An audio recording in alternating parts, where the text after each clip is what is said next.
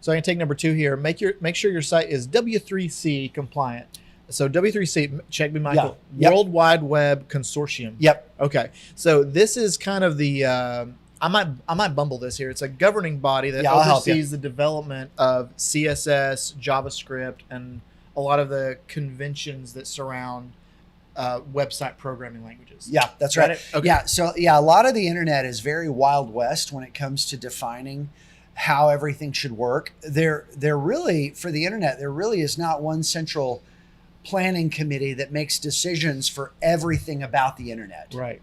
It's really a number of different groups of organizations, but one of the choke points is the World Wide Web Consortium, and they're basically creating a little bit of a common system for how code should be displayed to browsers so that browsers can work. And that's how we get updates to CSS, like style sheets. Oh, sure. Right. Yeah. Okay. So I think and how stuff gets retired.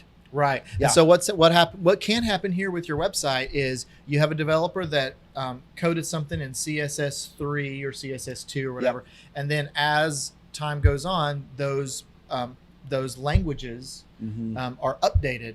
And some of the stuff is retired, like you said. And so stuff on your website, if you don't continually update your code to the new standard, it could break things on your website. Yeah. Right. And so we've got a website here you can go to, or actually just Google HTML CSS checker.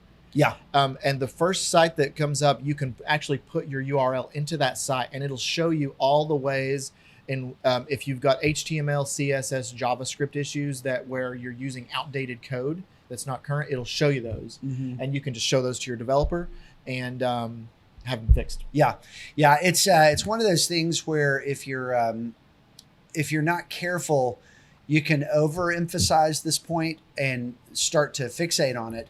So every website has some of these little problems, and it doesn't necessarily mean that it breaks for everybody, but it's just if you're trying to do everything that you can for search engines, this is a good one to do.